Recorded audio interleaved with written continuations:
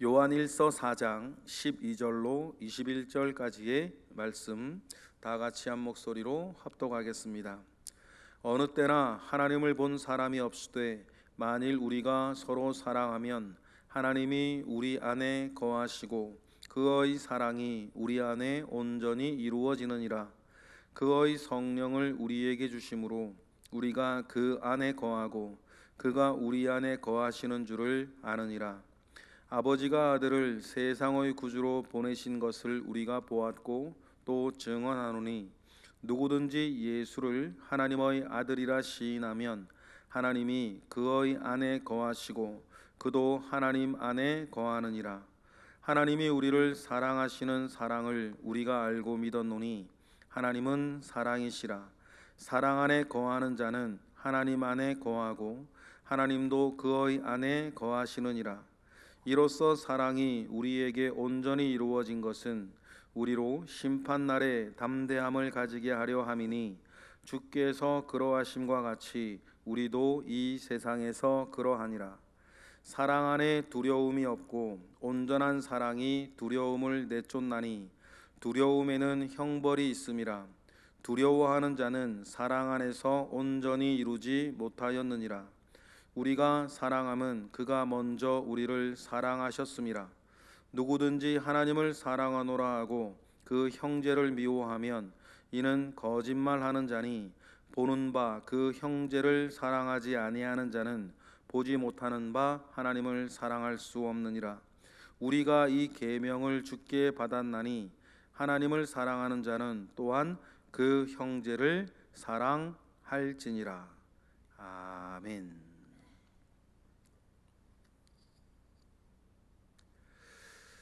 사람이 사는 이유들이 있을 것입니다.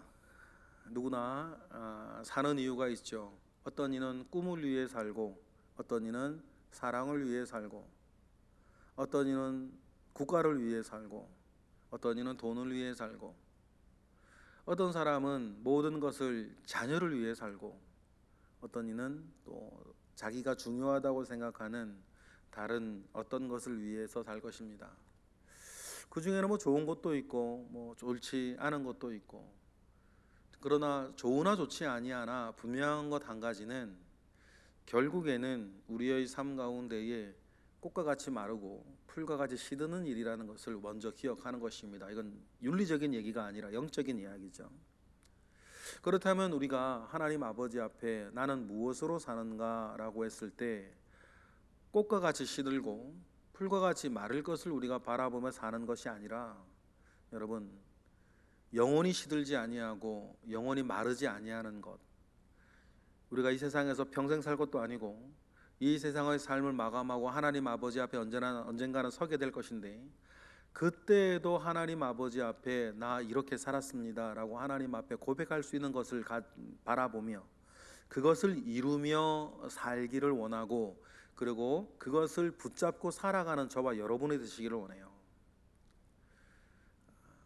그러면 우리가 하나님 아버지 앞에 섰을 때에도 하나님, 저는 이런 것 저런 것 붙잡고 살았던 사람이 아니라 이것 하나 이루기 위해서 살았던 사람입니다 라고 우리가 고백할 수 있는 가장 좋은 것이 무엇일까?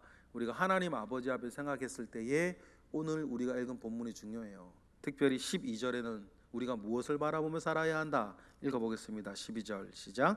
어느 때나 하나님을 본 사람이 없으되 만일 우리가 서로 사랑하면 하나님이 우리 안에 거하시고 그의 사랑이 우리 안에 온전히 이루어지는 이 일을 위해 사는 것. 그의 사랑이 우리 안에 온전히 이루어지며 사는 것. 여러분, 고상하든 고상하지 아니하든 사람이 하는 사랑이 있습니다.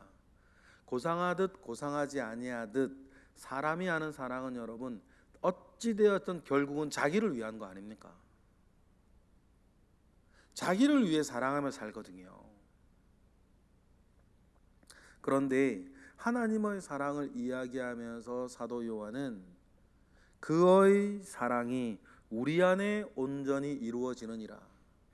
하나님의 사랑 안에 거하고 그 사랑이 자기 안에 있는 사람은 형제를 서로 사랑하며 주님처럼 살게 되어지는데, 그런 사람들이 모여서 하나님의 사랑이 우리 안에 온전히 이루어지기를 우리가 목표하며 살아가는 것 말이에요.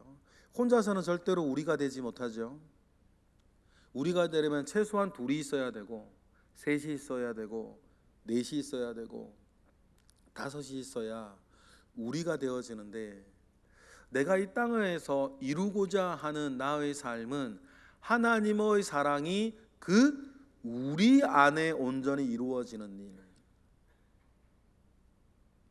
내가 대단한 사람이 되고자 하는 것도 아니고, 무엇인가 성공하는 것도 아니고, 무엇인가 뭔지 가지겠다는 것도 아니고, 결국 그러한 것들은 다 더없이 지나갈 것인데, 하나님의 사랑이 이 우리를 누구라고 여러분이 생각하든지 간에, 남편이라고 생각하든 아내라고 생각하든 우리 가족이라 생각하든 우리 교회라 생각하든 뭐라고 생각하든지 간에, 내가 살면서 바라보는 한 가지는 하나님의 사랑이 우리 안에 이루어지는 것 말이에요. 그 일을 바라보며 사시는 저와 여러분이 되시기를 주님의 이름으로 축복합니다. 그러면 여러분, 하나님의 사랑이 우리 안에 이루어진다라고 했을 때, 그러면 여러분, 그것은 내 사랑이 아니라는 거죠. 나도 사람이라 내가 하는 사랑은 필요에 의해 움직여지는 사랑이니까, 필요에 의해 고상한 필요든 고상하지 못한 필요든 내가 하는 사랑은 필요에 움직여지는 사랑이지만, 우리에게 먼저 나타나 보이신 하나님의 사랑은 필요에 의해 나타난 사랑은 아니었고, 그러면 내 사랑이 아니라 하나님의 사랑으로 그 일을 이루어 가야 하는데, 내 사랑이 아니라 하나님의 사랑을 내가 어떻게 이루며 살아가겠어요? 그건 내 사랑이 아니니까, 말 그대로. 그래서 우리에게 믿음이 역사하게 하는 힘, 뭐가 필요합니까? 성령이 필요한 거예요. 여러분, 믿음은 저와 여러분에게 있습니다. 그러나 여러분 아실 거예요. 믿음은 우리가 구원받은 이후에 제게도 있고 여러분에게도 있는데, 이 믿음이 어쩔 때는 우리 속에 간직되어져 있는데, 어느 때는요, 이 믿음이 역사할 때가 있어요. 내 속에 믿음이 역사할 때가 있단 말이에요. 어느 때입니까? 성령이 임했을 때. 여러분, 성령이 임하면 우리의 믿음이 역사해요. 그러면서 뭐가 이루어지는 우리의 꿈, 나를 통해 하나님의 사랑이 이루어지는 그 꿈을 꾸게 하는 것 아니겠습니까? 성령은 하게 하는 힘이니까. 그러니까 성령 뒤에는 늘 따라오는 단어가 있어요. 취하다. 성령이 취한다 그러죠. 왜냐하면 성령은 나로 하여금 하지 못할 일을 하게 하는 능력이니까. 그래서 여러분, 하나님의 사랑을 우리 안에 온전히 이루어내는 이 일도 뭐라 그럽니까? 13절 읽어볼까요? 시작. 그의 성령을 우리에게 주심으로 우리가 그 안에 거하고 그가 우리 안에 거하시는 줄을 알게 하는 그 성령을 우리에게 주시는 분, 보혜사 성령을 내가 너희에게 보내리라 말씀하셨던 약속의 주님의 그 말씀, 그것이 오순절날 이후로 많은 사람들 가운데에 경험되어진 그 일들, 저와 여러분도 경험했던 그 일들, 우리가 주님을 도무지 부인하고 떠날 수 없는 것은 뭡니까? 이 성령을 우리가 경험했다는 거예요. 경험하고 경험한다는 거죠. 성령을 이야기할 때 이게 뭐야 하는 분은 아무도 안 계세요. 정말 그렇죠. 우리는 경험하고 맛보고 그 안에서의 능력과 질 행복을 우리는 알았으니까. 여러분, 그러면서 성령 안에서 믿음이 역사하는 것을 경험하면서 우리가 그 안에 거하고 그가 우리 안에 거하여서 하나님의 사랑으로 우리가 하나님의 사랑을 이루어내는 그 일들 속에 우리가 산 적도 있고, 지금 살고 있는 분도 있고, 확실한 건 뭐예요? 앞으로도 살게 되어질 그 일들, 그 일들을 통해서 우리에게 가장 중요하게 맺어지는 열매는 뭐냐면 내가 누구인지 알게 된다. 그래, 내가 누구인 줄 알게 되니까 나중에 나오겠지만 심판날 하나님 아버지 앞 최후의 심판대 앞에 우리가 선다 할지라도 우리가 두려워하지 아니한다는 거죠. 내가 누군지 아니까.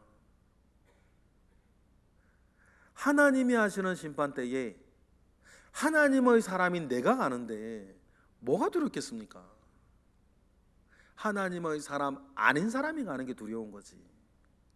그러면 우리가 믿는 이 믿음을 늘 우리에게 확인하여 주는 것이 뭡니까? 우리가 성령으로 인해서 하나님의 말씀대로 하나님의 사랑으로 살아왔던 나의 삶이 그걸 보증하는 거거든요.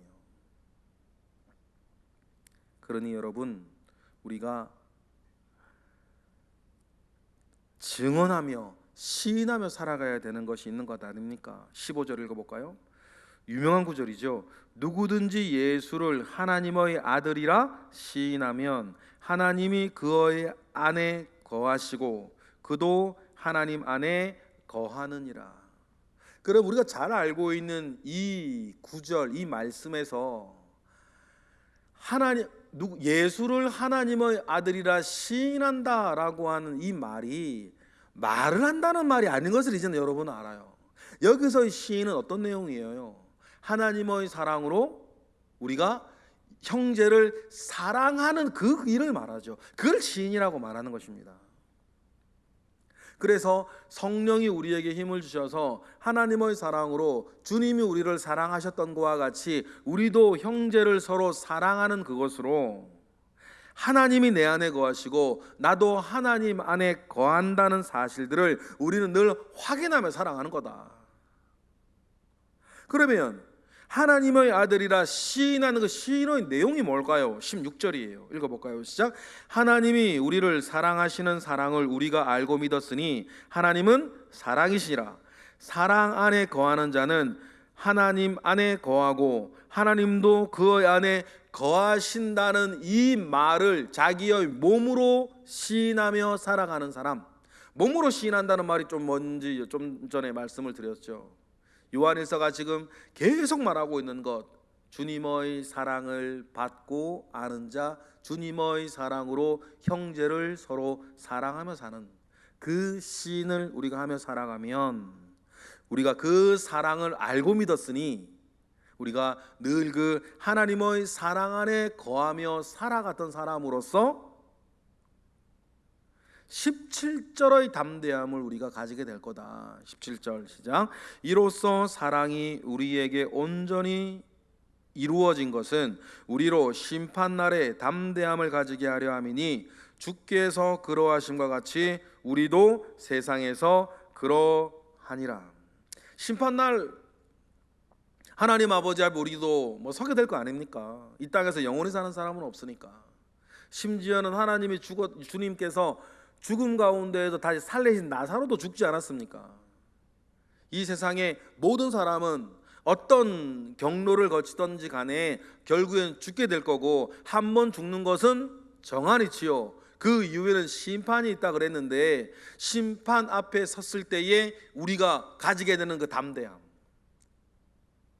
내 각오로 되는 것도 아니고 내가 다짐으로 되는 것도 아니고 심지어는 내 믿음으로 된다라고 말하기에도 약간 좀, 왜냐하면 내 믿음이 얼마나 좋고 얼마나 큰지는 사실 우리의 삶을 되돌아봤을 때 때때로 나도 자신이 없네.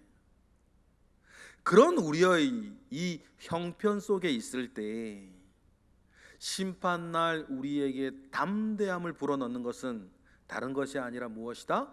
주님 사랑으로 내가 일평생 내 주변을 사랑하며 살았던 그 삶이 나를 보증하는 거다. 여러분, 그러니 여러분, 우리의 가진 이 믿음이, 여러분 다시 말해 심판날 두려워한다고 해서 구원 못 받았다는 건 아니에요.